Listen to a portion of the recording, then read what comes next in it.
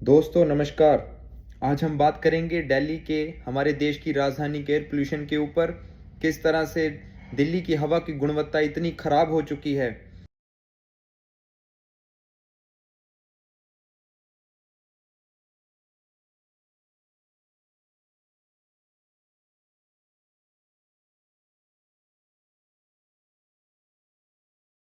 कि बच्चों और बुजुर्गों के लिए वहां पर जीना दूभर हो गया है। जिन बुजुर्गों को क्रॉनिक डिसीजेज हैं या जिनको अस्थमा या दमा की बीमारियां हैं, डॉक्टर्स ने उनको यहाँ तक सलाह दे डाली है कि अगर बहुत ज़रूरत हो तो ही घर से निकलें, अन्यथा सभी घर पर रहें। एयर क्वालिटी इंडेक्स की बात करें तो बहुत सारी जगहों पर एयर क्वालिटी इंडेक्स 500, 600 या 700 के स्तर को भी पार कर गया है। हवा की गुणवत्ता इस कदर वहाँ पर ख़राब हो चुकी है कि लोग ना तो ढंग से काम पर जा पा रहे हैं, ना कुछ कर पा रहे हैं। लेकिन वहीं हमारा एक पड़ोसी देश चाइना, जिसकी राजधानी बीजिंग का भी यही हाल था आज से 10 साल पहले। यहाँ तक कि बीजिंग को the king of smoke city तक कहा जाता था। लेकिन चाइना ने एयर पोल्यूशन के खिलाफ लड़ाई लड़ी और विद इन 10 ईयर्स, 10 साल के भीतर ही चाइना ने एयर पोल्यूशन को ओवरकम कर दिया और दुनिया को यह साबित कर दिया कि अगर दृढ़ निश्चय हो तो क्या नहीं किया जा सकता।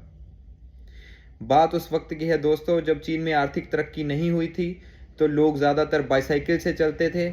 चूंकि चीन बाईसाइकिल का सबसे बड़ा एक्सपोर्टर भी था,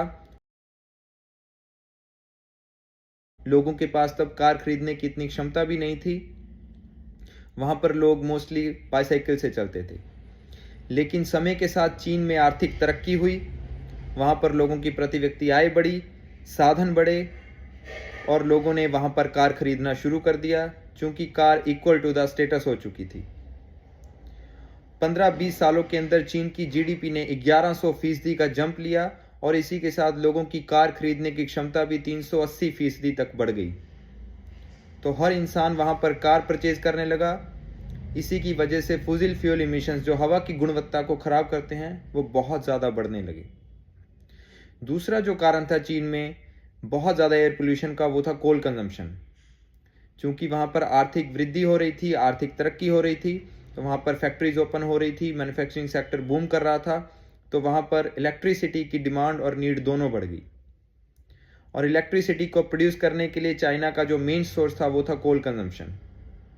उस वजह से भी वहाँ पर एयर पोल्यूशन बहुत ज़्यादा बढ़ा। तब तक WHO ने भी चीन का जो एयर क्वालिटी इंडेक्स था उसको सीवियर कैटेगरी में डाल दिया। वहाँ के लोग मास्क पहनकर चलने लगे, बच्चों तक को वहाँ पर मास्क पहनाए जाने लगे। लेकिन 2015 में चीन ने एयर पोल्यूशन के खिलाफ लड़ाई लड़ने का मादा रख लिया और उसने यह दृढ़ निश्चय कर लिया कि हम एयर पोल्यूशन को ओवरकम कर देंगे। उसके बाद चीन ने बहुत सारे स्टेप्स लिए, उनमें से कुछ स्टेप्स आज हम डिस्कस करेंगे। चीन ने पहला स्टेप लिया, लोगों को जागरूक किया, अवेयरनेस फैलाई, पार्टिसिपेशन और इंटीग्रिटी पर ध्यान दिया। जो एयर क्वालिटी इंडेक्स को मॉनिटर करने वाले स्मार्ट टूल्स यूज़ करने शुरू कर दिए। दूसरा स्टेप जो चीन ने लिया वो था एनर्जी और ट्रांसपोर्टेशन सेक्टर का। ट्रांसपोर्टेशन सेक्टर में ज़्यादातर लोग वहाँ पर कार से चलते थे। चीन ने उसकी बजाय पब्लिक सेक्टर ट्रांसपोर्टेशन की तरफ ध्यान देना शुरू कर दिया। इसके लिए चीन ने मेट्रो स्टेशंस को एक्सपेंशन करना शुरू कर दिया ताकि लोग ज़्यादा से ज़्यादा मेट्रोस पर ट्रैवल करें, ना कि अपनी प्राइवेट कार्स पर। इससे भी जो फुजिल फ्यूल इमिशंस वहाँ पर बहुत ज़्यादा थे उसको कम करने में मदद मिली, जिससे एयर पोल्यूशन सुधरा। दूसरा स्टेप जो चीन ने लिया वो था एनर्जी सेक्टर का। एनर्जी सेक्टर में बहुत ज़्यादा कोल कंज्यूम हो रहा था, उसकी बजाय उन्होंने गैस की यूसेज करनी शुरू कर दी। ये इतना आसान भी नहीं था दोस्तों, क्योंकि चीन के डोमेस्टिक मार्केट में कोल सेक्टर बहुत बड़ा एक एम्प्लॉयमेंट जनरेशन का सोर्स था। लेकिन उसके बावजूद चीन ने यह कर दिखाया और 2015 से शुरू हुआ यह कार्यक्रम 2017 तक आते आते 2 साल में चाइना ने 11 मिलियन टन कोल का कंजम्पशन कम कर दिया। घरों में हीटिंग के लिए, इलेक्ट्रिसिटी की प्रोडक्शन के लिए उन्होंने गैस की यूसेज करनी शुरू कर दी और इसी के साथ उन्होंने ईवी सेक्टर की तरफ भी ध्यान दिया कि लोग फ्यूल वाले व्हीकल को छोड़कर जो इलेक्ट्रिक व्हीकल की तरफ शिफ्ट करें। उसके लिए वहाँ की सरकार ने लोगों को सब्सिडी देनी भी शुरू कर दी। जो तीसरा स्टेप चीन ने लिया वो था प्लांटेशन ऑफ ट्रीज। बीजिंग के हर तरफ आउटर इनसाइड एरियाज में मिलियंस ट्रीज लगाए गए। यह भी एक बहुत बड़ा सिग्निफिकेंट स्टेप साबित हुआ एयर पोल्यूशन को कम करने के लिए। जो चौथा स्टेप चीन ने लिया वो था ओड इवन रूल। जिन प्राइवेट गाड़ियों के नंबर ओड हैं वो एक दिन चलते, जिनके नंबर इवन हैं वो दूसरे दिन चलते। मकसद था प्राइवेट कार्स सड़क पर कम से कम निकलें और लोग पब्लिक सेक्टर ट्रांसपोर्टेशन को ट्रैवल के लिए यूज़ करें।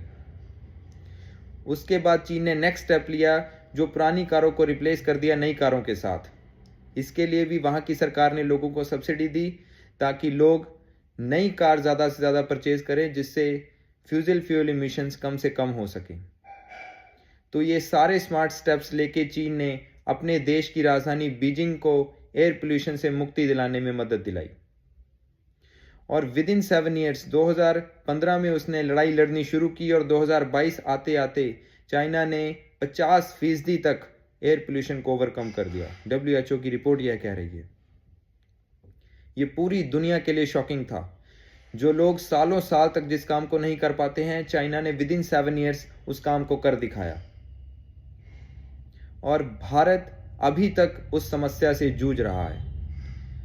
हर साल वही स्थिति, वही पोल्यूशन, बिल्कुल सेम सिचुएशन आम लोगों के सामने पैदा होती हुई दिखाई देती है।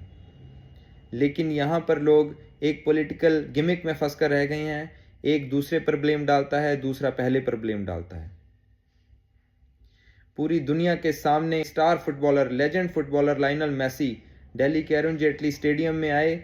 उनके सामने वहाँ पर दिल्ली CM भी मौजूद थी। लोगों ने, स्टेडियम में बैठे लोगों ने AQI के नारे लगाए। यह बहुत ही एम्बैरेसिंग था।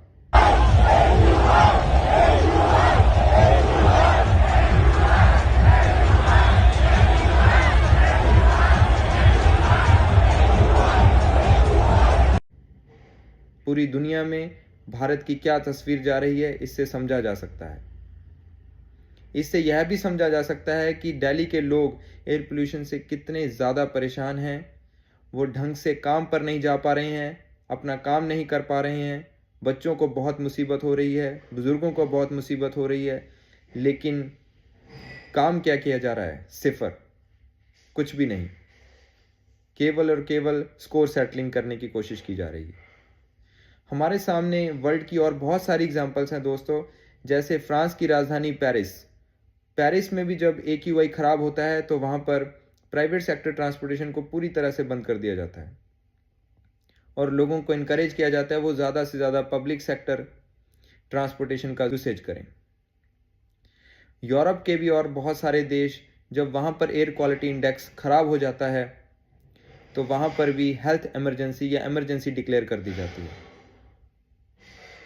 सबसे बड़ा सवाल दोस्तों ये है कि अगर बाकी सारे देश या हमारा पड़ोसी देश चाइना ये कर सकता है तो हम क्यों नहीं कर सकते? ये बहुत बड़ा सवाल है। दोस्तों, मेरी और सारी वीडियो देखने के लिए मेरे चैनल को सब्सक्राइब ज़रूर करें। जय हिंद।